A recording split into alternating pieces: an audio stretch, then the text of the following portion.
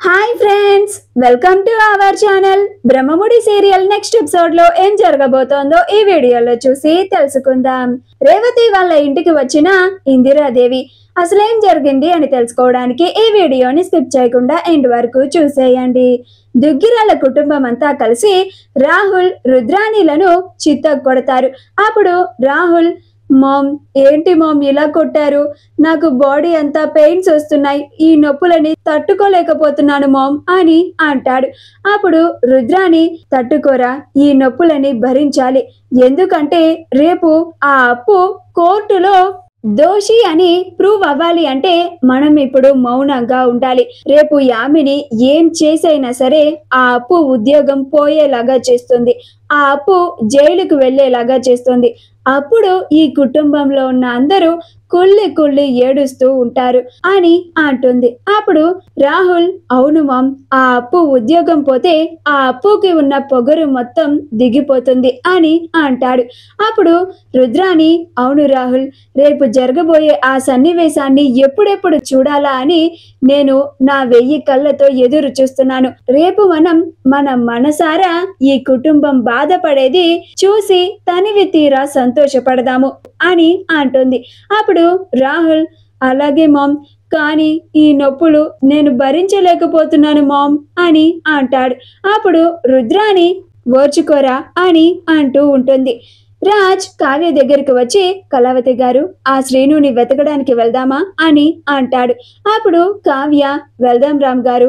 అప్పు, ఆ శ్రీను ఎక్కడ ఉంటాడు? నీకు అడ్రస్ తెలుసన్నావు కదా, మా ఇద్దరికి అడ్రస్ చెప్పు, నేను రామ్ గారు ఇద్దరం వెళ్ళి వస్తాం అని అంటుంది. అప్పుడు అప్పు, అలాగే అక్క, మీరిద్దరు పక్కకి రండి అని రాజ్ కావ్యలని ఇద్దరిని పక్కకి తీసుకెళ్తుంది. ఇది చూసి రుద్రాణి రాహుల్ ఇద్దరు ఆశ్చర్యపోతూ ఉంటారు. అప్పుడు రాహుల్, చూసావా మమ్మీ, మనం ఇక్కడ ఉన్నామని ఆ అప్పు రాజ్ కావ్యలని ఇద్దరిని పక్కకి తీసుకెళ్లి మరి ఆ శ్రీను అడ్రస్ ని చెప్తుంది అని అంటాడు. అప్పుడు రుద్రాణి, చూశానురా, వాళ్ళైనా ఎవరిని కోర్టుకి తీసుకొచ్చినా కానీ, ఎవరి చేత రేపు సాక్ష్యాన్ని చెప్పించినా కానీ ఆ యామిని మాత్రం ఈ కుటుంబాన్ని, ఆ అప్పుని, మరీ ముఖ్యంగా ఆ కావ్యని అస్సలు వదిలిపెట్టదు. రేపు ఆ అప్పుకి తగిన శాస్తి జరిగేలాగా ఆ యామిని ఖచ్చితంగా చేస్తుంది అని అంటుంది. అప్పుడు రాహుల్, ఏమో మమ్మీ, ఆ కావ్యని నమ్మడానికి అస్సలు లేదు. ఆ కావ్య సైలెంట్ గా ఉండి లాస్ట్ కి ప్లాన్ మొత్తాన్ని మనకే రివర్స్ తిప్పి కొడుతుంది అని అంటాడు. అప్పుడు రుద్రాణి, ఈసారి మాత్రం ఆ కావ్య అనుకున్నట్టుగా జరగదు, ఆ యామిని అనుకున్నట్టుగా మాత్రమే జరుగుతుంది అని అంటుంది. అప్పు రాజ్ కావ్యలని ఇద్దరిని పక్కకి తీసుకెళ్లి శ్రీను ఎక్కడుంటాడో ఆ అడ్రస్ ని చెప్తుంది. ఆ తరువాత అప్పు అక్కడి నుంచి వెళ్ళిపోతుంది. అప్పుడు కావ్య, రామ్ గారు, మీరొకటి గమనించారా అని అంటుంది. అప్పుడు రాజ్, ఏంటి కళావతి గారు అని అంటాడు. అప్పుడు కావ్య, అప్పు చెప్పిన అడ్రస్ రేవతి గారి ఇంటి అడ్రస్ దగ్గరేనండి. మనం రేవతి గారి ఇంటికి వెళ్తే ఆ శ్రీను రేవతి గారికి ఏమన్నా తెలిసేమో మనకు కొంచెం క్లూ దొరుకుతుంది కదా, అప్పుడు మన పని ఈజీగా అయిపోతుంది కదా అని అంటుంది. అప్పుడు రాజ్, అవును కళావతి గారు, నిజమే, మనం ఇప్పుడు రేవతి అక్క వాళ్ళ ఇంటికి వెళ్దాం అని అంటాడు. అప్పుడు కావ్య, పదండి రామ్ గారు అని అంటుంది. అలా రాజ్ కావ్యలు ఇద్దరు కలిసి రేవతి వాళ్ళ ఇంటికి బయలుదేరతారు. ఇందిరాదేవి కొంత డబ్బుని తీసుకొని రేవతికి ఇవ్వడానికి ఇందిరాదేవి కూడా రేవతి వాళ్ళ ఇంటికి వెళ్తుంది. అలా రాజ్ కావ్యల కన్నా ముందే ఇందిరాదేవినే రేవతి వాళ్ళ ఇంటికి చేరుకుంటుంది. స్వప్న పెట్టుకున్న లాంటి Ratnavali jewels gold plated floral drop earrings మీకు కూడా కావాలా? వెంటనే స్క్రీన్ మీద డిస్ప్లే అవుతున్న షాపింగ్ అకౌంట్ ని కానీ, డిస్క్రిప్షన్ లో ఉన్న లింక్ ని క్లిక్ చేసి కానీ వెంటనే మీ ఆర్డర్ ని ప్లేస్ చేసుకోండి. అలా ఇందిరాదేవి ఎవరికి కనిపించకుండా తన కారుని దూరంగా పెట్టి దూరం నుంచి నడుచుకుంటూ రేవతి వాళ్ళ ఇంటికి వెళ్తుంది. రేవతి ఇందిరాదేవి వాళ్ళ ఇంటికి రావడం చూసి నానమ్మ అనుకుంటూ ఇందిరాదేవిని హత్తుకొని ఇందిరాదేవి వాళ్ళ ఇంటికి వచ్చింది అని చాలా సంతోషపడుతూ ఉంటుంది.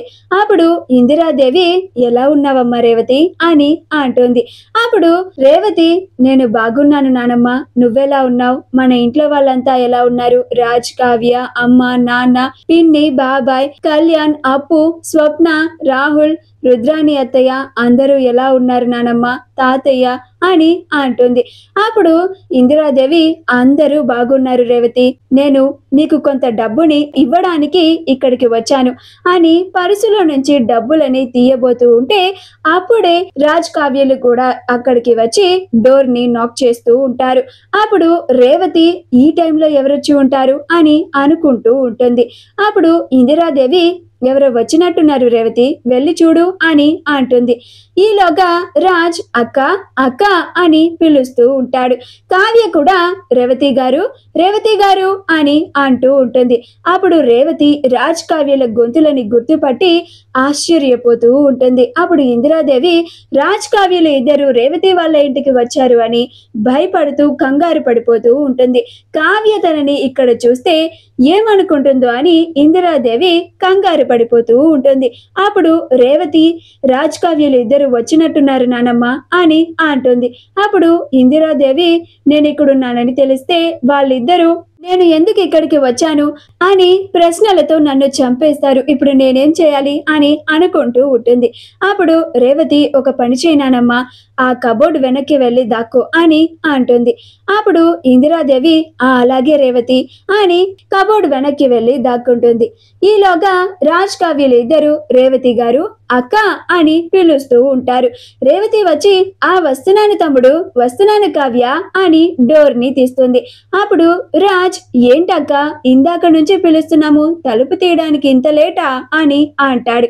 అప్పుడు రేవతి వంట చేస్తున్నాను తమ్ముడు, వచ్చేసరికి లేట్ అయింది అని అంటుంది. ఇద్దరు లోపలికి రండి అని అంటుంది. అలా రాజ్ కావ్యలు ఇద్దరు లోపలికి వస్తారు. అప్పుడు ఇందిరాదేవి అయినా కావ్యకి రాజ్కి ఇద్దరికి రేవతి ఎలా తెలుసు అని అనుకుంటూ ఉంటుంది. కావ్య రాగానే రేవతి గారు ఎలా ఉన్నారు, బాగున్నారా అని అంటుంది. అప్పుడు రేవతి నేను బాగున్నాను కావ్య, నువ్వెలా ఉన్నావు అని అంటుంది. అప్పుడు కావ్య నేను బాగానే ఉన్నాను అని అంటుంది. అప్పుడు రేవతి ఎలా ఉన్నావు తమ్ముడు అని రాజ్ని చాలా ప్రేమగా అడుగుతుంది. అప్పుడు రాజ్ నేను చాలా బాగున్నానక్క, నువ్వెలాగున్నావు అని అంటాడు. అప్పుడు రేవతి నేను బాగున్నాను తమ్ముడు అని అంటుంది. రాజ్ రేవతిని అక్క అని పిలవడం విని ఇందిరాదేవి ఆశ్చర్యపోతుంది. ఇదేంటి రాజ్ రేవతిని అక్క అని పిలుస్తున్నాడు, కొంప తీసి రాజ్ కి గతం గుర్తుకు వచ్చేసిందా, రేవతి తన సొంత అక్క అని తెలిసిపోయిందా అని అనుకుంటూ ఉంటుంది. అలా రాజ్ కావ్య రేవతిలు ముగ్గురు మాట్లాడుకునేది వింటూ ఉంటుంది. అలా కావ్య రేవతి గారు మీకు మీ బస్తీలో శ్రీను అనే వ్యక్తి ఎవరన్నా తెలుసా అని అంటుంది. అప్పుడు రేవతి శ్రీనునా, తెలుసు కావ్య అని అంటుంది. అప్పుడు రాజ్ లావుగా పొడవుగా నల్లగా ఉంటాడు, ఆ శ్రీనునే అక్క అని అంటాడు. అప్పుడు రేవతి అవును తమ్ముడు, అయినా ఆ శ్రీను గురించి ఇప్పుడెందుకు అడుగుతున్నారు అని అంటుంది. అప్పుడు కావ్య అది రేవతి గారు ఆ శ్రీను ఇంకొక అతను సురేష్ అని ఇద్దరు కలిసి అప్పుని కావాలని ఏసీబీ వాళ్ళ ముందు అప్పు లంచం తీసుకుంది అని ఇరికించారు అని అంటుంది. అప్పుడు రేవతి అది వినగానే ఆశ్చర్యపోతుంది. ఏంటి కావ్య నువ్వు చెప్పేది నిజమా అని అంటుంది. అప్పుడు రాజ్ అవునక్క, ఆ శ్రీను అతని ఫ్రెండ్ సురేష్లు ఇద్దరు కలిసి అప్పుని ఇరికించారు. రేపు అప్పుని కోర్టుకు తీసుకువెళ్ళాలి. రేపు కోర్టులో అప్పు నిర్దోషిగా నిరూపించుకోలేకపోతే అప్పు ఉద్యోగం పోతుంది, అలాగే అప్పు కూడా జైలుకు వెళ్లాల్సి వస్తుంది అని అంటాడు. అప్పుడు రేవతి ఆ శ్రీను మంచివాడు కాదు తమ్ముడు, వాడు డబ్బు మనిషి, డబ్బు కోసం ఏదైనా చేస్తాడు, నాకు తెలుసు వాడెక్కడుంటాడు, మీరు పదండి అని రాజ్ కావ్యలని ఇద్దరిని తీసుకెళ్తూ ఉంటుంది. మా వీడియో కనుక మీకు నచ్చినట్లయితే లైక్ చేయండి, షేర్ చేయండి, మా ఛానల్ ని సబ్స్క్రైబ్ చేసుకోండి, పక్కనే ఉన్న బెల్ ఐకాన్ ని క్లిక్ చేయడం మాత్రం మర్చిపోకండి.